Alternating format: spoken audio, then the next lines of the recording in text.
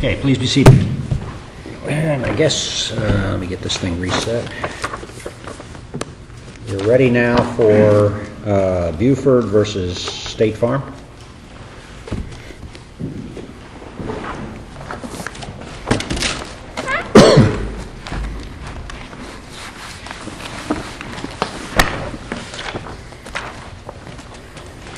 May it please the Court, Your Honor, my name is Rob Batzel here on behalf of the appellant, William Buford.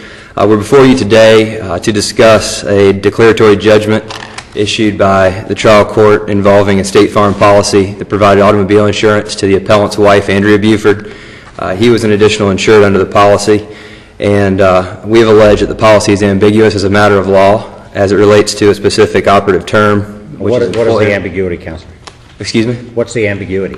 Well, Your Honor, first I'd like to clear up the fact that this is an ambiguity as a matter of law, as we've alleged, not a factual ambiguity. And while the facts may be a bit tangled here, we're really just here to talk about the term employer. And as it relates to the understanding of a general layperson as they understand it. Wait a minute, you mean rather than use it as the statute uses it, you think the judge should take a lay version of it? Well, no, Your Honor. There isn't a specific statute on point that directs us to a specific definition. This is just a term in the insurance policy itself. And Florida courts have guided us that if there's more than one reasonable interpretation from a lay insured of an operative term, then the court is to look, if one of those reasonable interpretations favors coverage, then it's to be construed in that way because the insurance company is in the driver's seat in terms of drafting an adhesion policy and should foresee any possible ambiguities. Here, we have not argued it based on facts it's ambiguous, but the factual predicate kind of really provides a good example of why it should have been defined. Today's business environment is very complex, and a sole practitioner, a person who is looking to start a business, has a lot of different avenues in terms of structuring that business from an entity standpoint as well as the standpoint of the chain of command and who's going to hold control of that company or that business. Here we have a corporation registered in the state of Florida with a registered fictitious name of Country Oaks Veterinary Clinic. It was just a vet clinic. Its principal and sole officer owned the vehicle that we're talking about, personally owned it. His name, and that's undisputed, his name was on the title. Now, this policy excludes vehicles owned by your employer. So the question becomes, is a man who works for a small business such as this reasonable to deduce that his employer is the entity itself rather than the principal and sole officer? Our position is that he would be correct to make that. It's a liability issue, right? Liability coverage issue. It's not. It's not. This is strictly interpretation of an insurance policy. No, I mean, what? Oh, I'm sorry. The underlying? Yes, The sir. underlying issue is whether State Farm has an obligation to provide liability coverage to Dr. Buford, right? Yes, sir. Yes, sir. So when Dr. Buford testifies, didn't you negotiate unlimited mileage with Dr. Friel so you could drive the truck all the time? Yes, sir. Dr. Friel was your boss? Yes, sir. You reported to him with any issues surrounding vet care or the clinic? Yes, sir. Any problems, questions, you would go to him? Yes, sir. I mean, and you know, his testimony goes on and on about how he considered Dr. Friel to be his boss. Yes, sir. You're right. What about the written contract? I mean, isn't that? Yes. Isn't Dr. Buford bound by what he signed?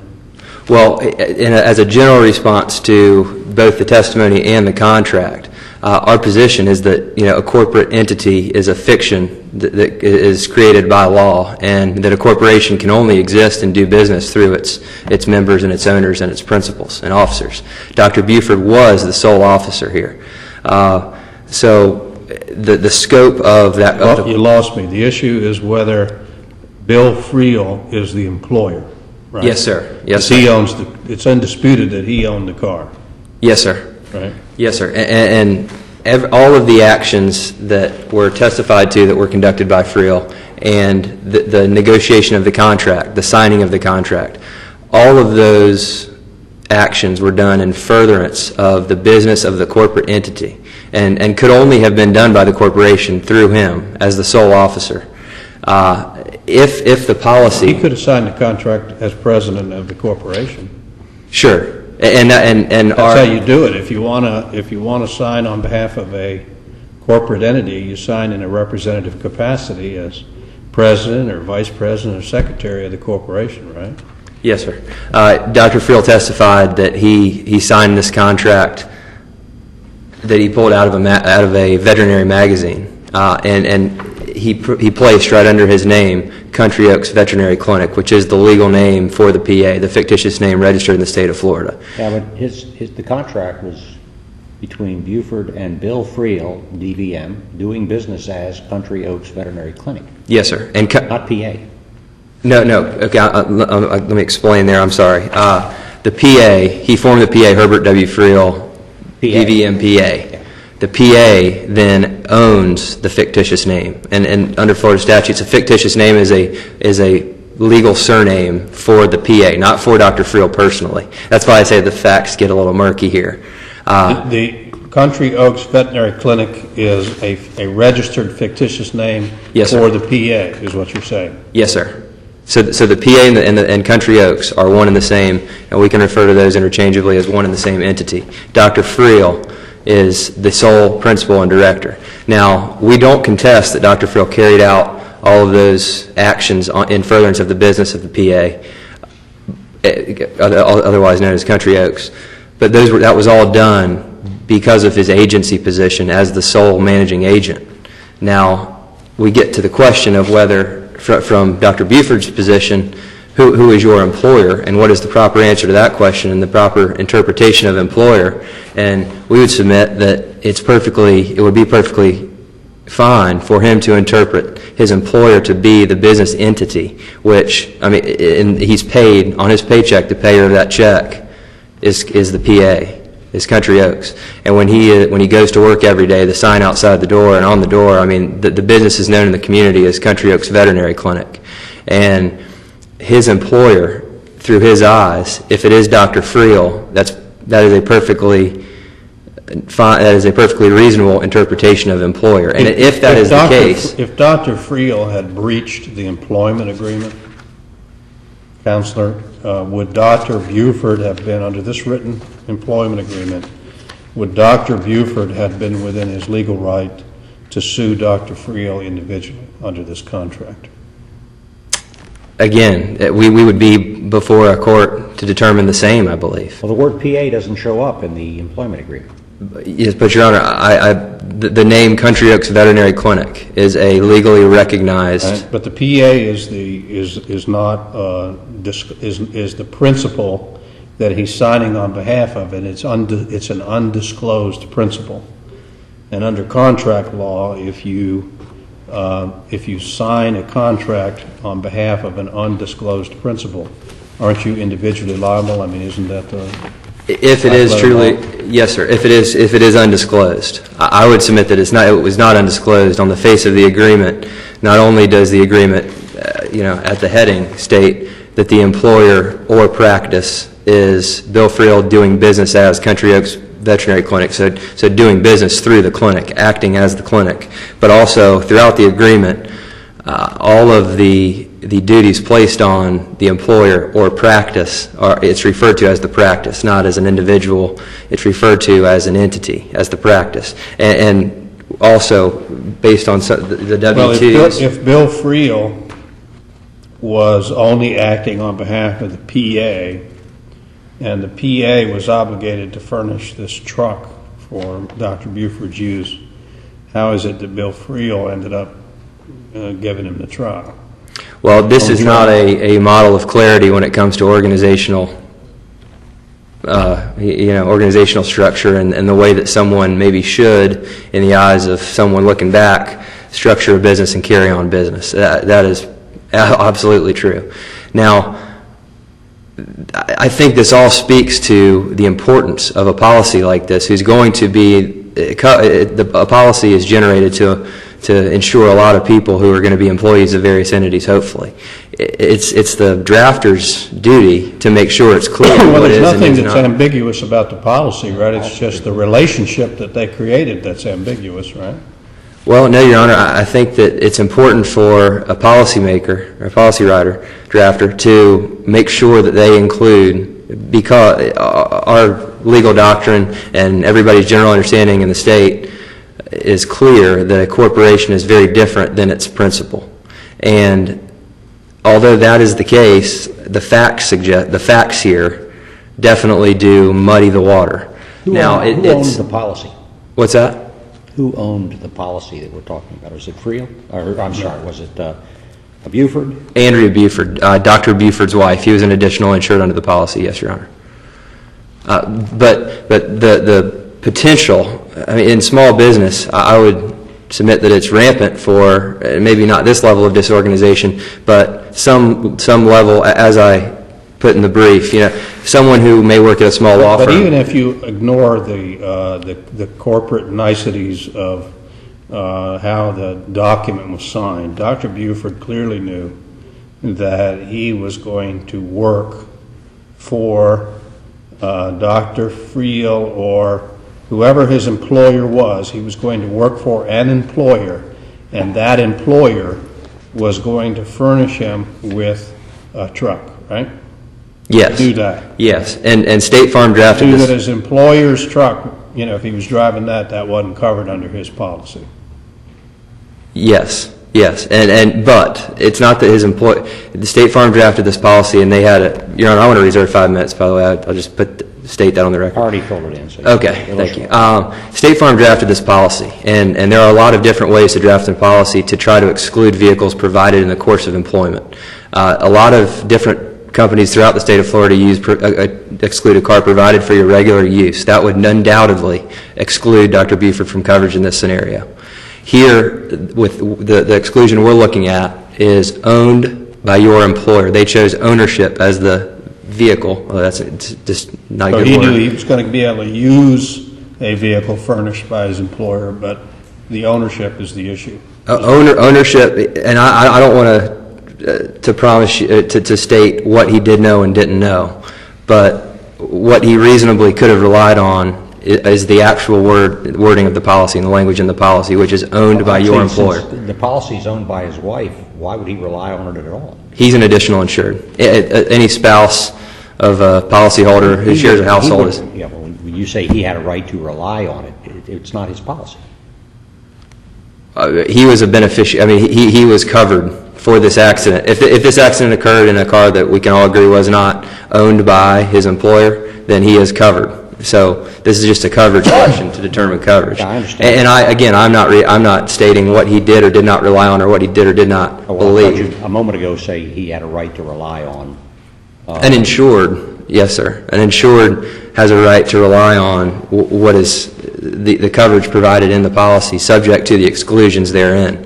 And the exclusion that State Farm is a large part of State Farm's brief argues not what the policy says, but what we meant. And that is to say, ownership doesn't really matter because it was paid for with PA funds. That was argued in the brief. And so couldn't we really take this one step further to say that since the car was paid for by PA funds, it's owned by the PA is the employer, and therefore, If this is in the record, tell me, is there a policy covering the truck? Yes.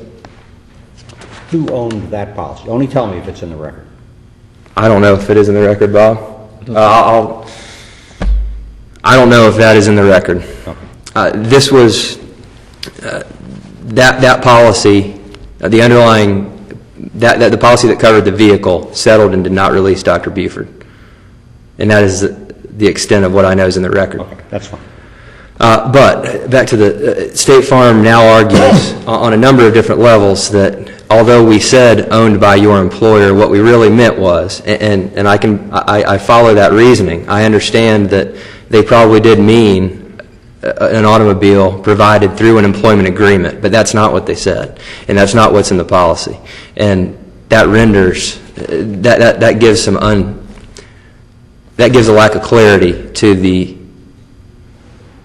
exclusion, and an insured has a right to know with clarity what is insured, and any insured, additional insured or named insured, what is and is not insured under the policy. Who paid Dr. Buford? The PA did? The PA paid Dr. Buford his wage.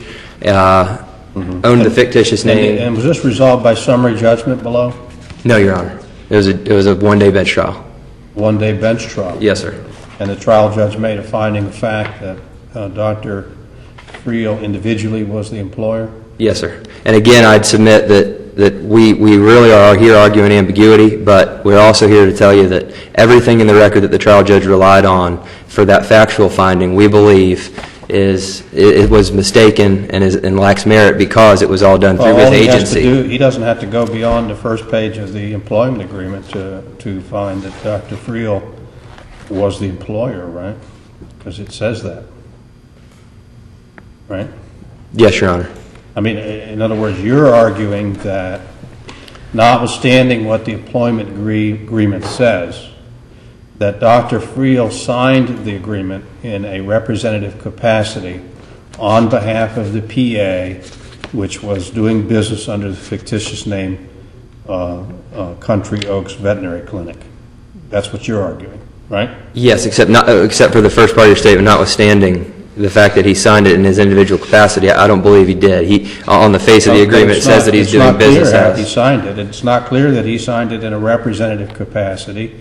And he called himself, if this was a contract between the PA and Dr. Buford, it would be in the name of either country or the name of the PA doing business as Country Oaks Veterinary Clinic by Bill Friel, its president, vice president, what have you. That's how you sign on behalf of a corporate entity.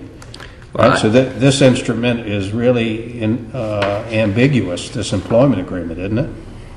The employment agreement, it is ambiguous, but I believe that on the face of the agreement, when he placed that he was doing business as Country Oaks Veterinary Clinic, and when he placed the words Country Oaks Veterinary Clinic under his name, he intended to convey that he was signing on. That's a question of fact for the trial judge, isn't it, to decide what, in the face of an ambiguous contract and conflicting testimony, doesn't the trial judge get to decide which testimony or which evidence to believe?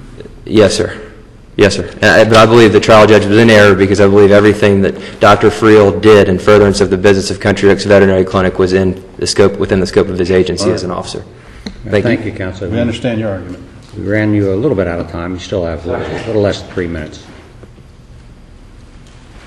May it please the Court. My name is Bob Khalil. I represent State Farm. I want to start out by going through a little bit of the background. I think the Court has a grasp on it, but this is Dr. Buford's wife's policy on her car.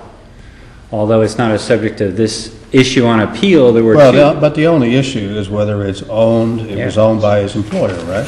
Yes, sir. And it's a liability. There's nothing else there. Right. And we don't know who his employer was. There's some evidence that Dr. Friel was the employer, or that they considered Dr. Friel to be the employer individually. Yes, sir. And there's some evidence that it was the PA that was the employer, right? Yes, sir.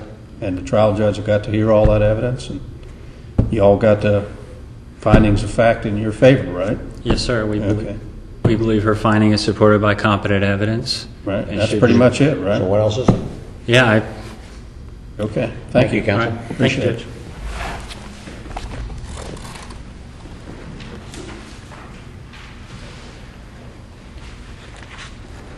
Yeah, you have 2 minutes and 49 seconds. Yes, sir, Your Honor. Everything he said. I know that we're focusing here on the factual aspect more so than I anticipated, and I'd really like to draw your attention back to the ambiguity. To the what? To the ambiguity, not in the employment agreement, but in the insurance contract. The word employer? The word employer. That's the ambiguity? Yes, sir. Yes, sir. Because those terms are construed in a plain, everyday language and usage as an ordinary person would understand. And how would you have otherwise defined employer if you were writing a policy for state? If I wanted to cover this type of loss, then I would have done what the workers' comp statute in the state of Florida does and cast a wide net and include not only if it's a corporation, not only the corporation, but the officers, agents, supervisors. You can cast a wide net to include those with control and authority. But it is perfectly, I would submit What is the definition of employer? in this policy. No, just tell me what, I mean, you're arguing ambiguity. Well, there are a number, and Give me the one that you like. Well, the one that both of us, or one similar characteristic to one that both of us have cited in our briefs, just comes from a basic dictionary, and I'm paraphrasing here, but says someone who provides with work and provides with a wage. Here, the provider of the salary and the wage was the PA. And Dr. Friel, while yes, he may have personally provided him with work, this was all, it wasn't Dr. Friel. There is a distinction between a corporate officer and that corporation. This was the business. The business provided him with work, not Dr. Friel on a personal level.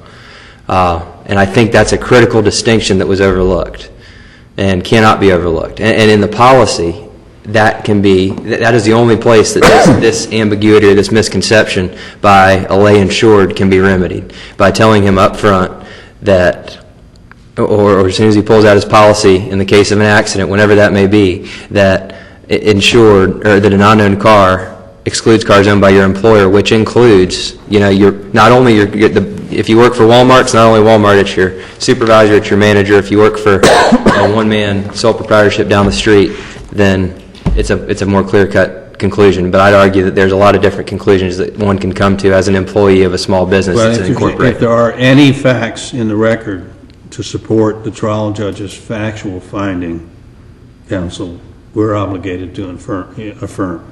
The review of the ambiguity is de novo, but yes, unless you determine that upon second look, then that trial court judge's determination that those were carried out by Friel were all done within the scope of his agency. Okay, Counselor, your time is up. All right, thank you.